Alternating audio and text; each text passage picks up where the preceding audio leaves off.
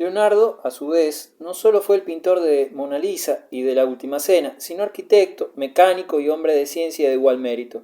Sus libros de notas revelan una inteligencia ávida de todo conocimiento y de toda experimentación, que llevaba su curiosidad hasta la órbita del Sol y de la Luna, teorizando sobre fósiles marinos encontrados en las rocas abruptas de los Apeninos, preocupado por los problemas de la perspectiva lineal y de la anatomía, así como investigando las verdades de la mecánica.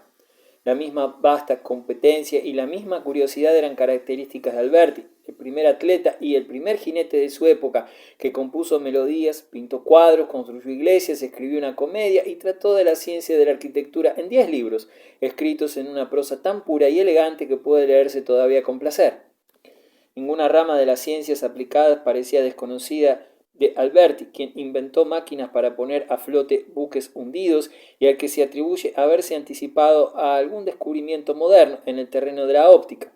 Las dotes de Alberti son cosa suya individual, pero la curiosidad abierta a todo era una nota común a los artistas creadores de aquel tiempo.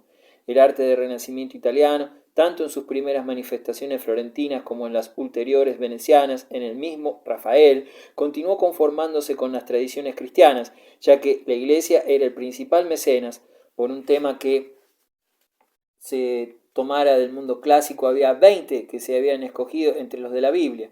Algunos pintores distinguidos, Fra Angelico, Fra Filippo Lippi, Fra Bartolomeo, eran frailes, pero a medida que el tiempo avanzaba, la pintura de temas religiosos perdió mucho del carácter espiritual que en un principio había tenido. Las figuras se tornaron menos ascéticas, menos convencionalmente hieráticas, más semejantes a las de carne y hueso de la vida humana. La Madonna de Tiziano reproducía un bello modelo, no una visión idealizada de la Santa Maternidad. En este, como en otros aspectos de la actividad italiana, el espíritu profano y escéptico, en ninguna parte más fuerte que en la propia Roma, dejó su huella decisiva. Una de las características de la época era el amor a la gloria personal. Los ricos se encargaban retratos y estatuas y llamaban a los pintores y escultores cerca de sí para que los inmortalizasen con su arte. Los ingleses que no han visto nunca una estatua de Donatello o de Miguel Ángel bajo el cielo italiano pueden comprender algo de la magnificencia de la escultura florentina y de los motivos por los que alcanzó pronto una gran fama, visitando la abadía de Westminster, en donde la tumba de Enrique VII, debida al cincel de Torregiano, invita a la admiración. Y lo mismo que el patrono pedía la inmortalidad al artista, el artista esperaba también la inmortalidad para sí mismo.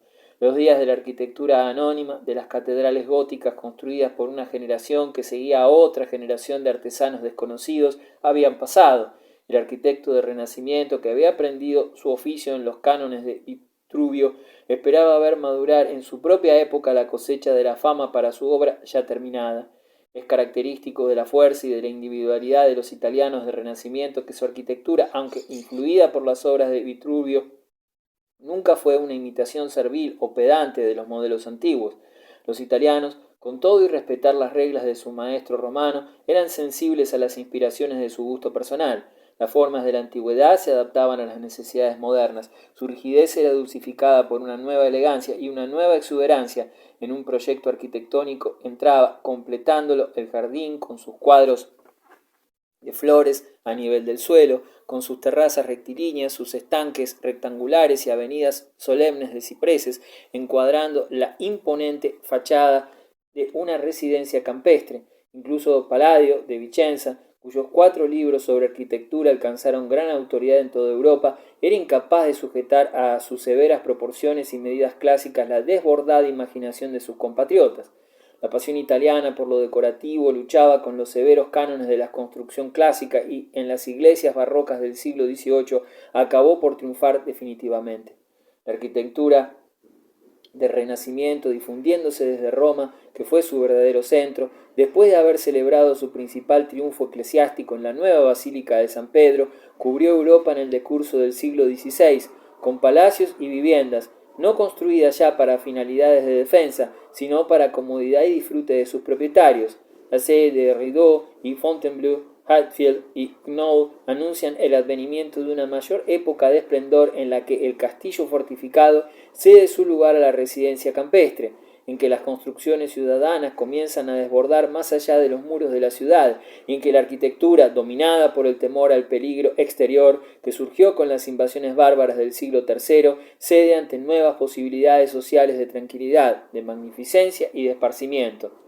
En el campo de la literatura, el carácter principal del Renacimiento italiano se alejó del interés escolástico y teológico de la Edad Media y desarrolló en compensación una apasionada preocupación por la vida y las letras de la antigüedad pagana.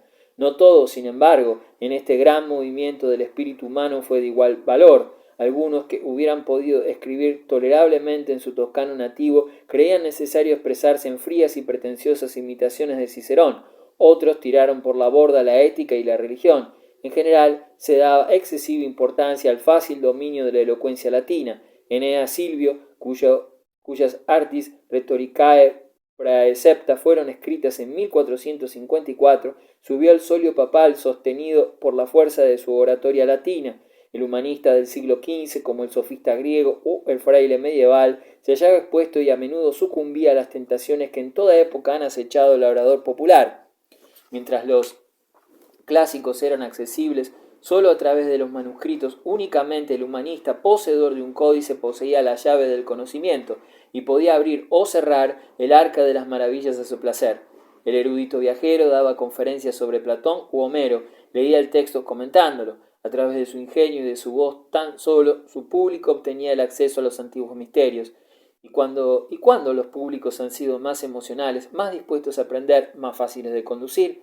El humanista era orador, poeta, erudito, maestro. El general lo llevaba al campo de batalla para que dirigiese arengas ciceronianas a las tropas. El gobierno lo empleaba para importantes embajadas o para escribir despachos, así como para pronunciar oraciones públicas sobre asuntos de Estado.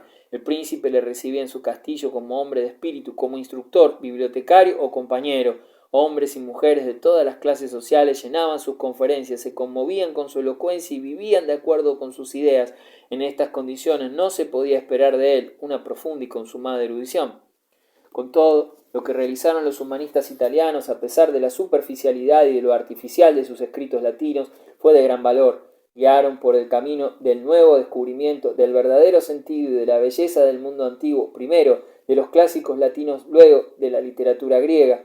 La Europa occidental les debe haber recobrado a Platón en su lengua original y un vasto incremento de su conocimiento de los textos clásicos, habiendo descubierto que el pasado es tan real como el presente y que el futuro mirará al presente como éste mira al pasado. Comenzaron a pensar en la posteridad y a imaginar cómo aparecería su propia época ante los siglos por venir.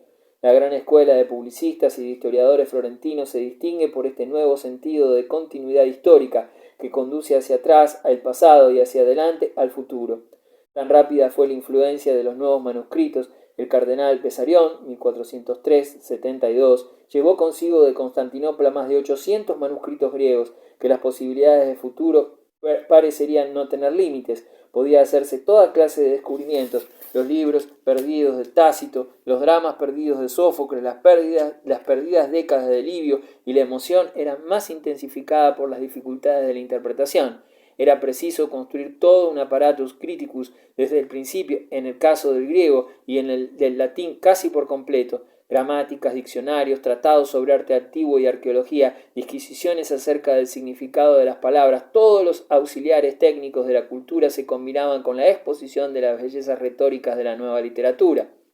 En la súbita aparición en masa de nuevas aficiones y de nuevos puntos de vista, se encontró un lugar para el criticismo histórico de carácter científico. Su padre fue Lorenzo Valla, 1405-1457, cuyo atrevido tratado sobre la donación de Constantino abrió una época de la erudición europea.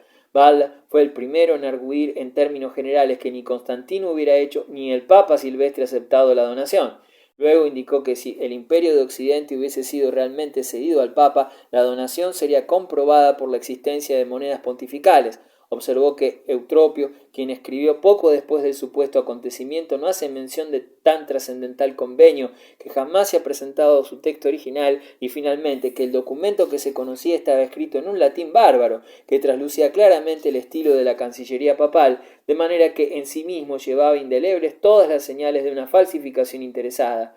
Que el autor de este atrevido ataque a uno de los más caros privilegios del pontificado llegase a ser secretario del Papa Nicolás V es una prueba notable de la tolerancia que reinaba en Italia. En tal ambiente de ocio y de libertad, la gente se interesaron también por las vidas de los mismos eruditos. El mundo, que siempre ha sentido la atracción de los hechos de los reyes y de los capitanes, se veía ahora invitado a leer las biografías de hombres cuyos solos títulos para llamar la atención de la posteridad eran su amor a los libros y manuscritos y haberse consagrado a la cultura desinteresada. He aquí un retrato por Vespasiano de Niccolò de Niccoli, cuya biblioteca particular, que contenía 800 manuscritos, era una de las glorias de Florencia. Ante todo, era de agradabilísima presencia, pues la sonrisa se hallaba siempre en sus labios, así como de agradable conversación. Llevaba vestidos del más bello paño carmesí, que llegaban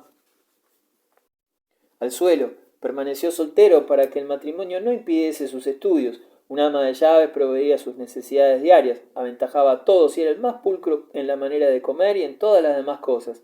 Cuando se sentaba a la mesa comía de bellos vasos antiguos y de modo semejante toda la mesa se hallaba cubierta de porcelanas y otros vasos de gran belleza. Bebía de una copa de cristal y de otra de piedra fina. Verlo en la mesa como un perfecto modelo de los hombres de otros tiempos era ciertamente un bello espectáculo.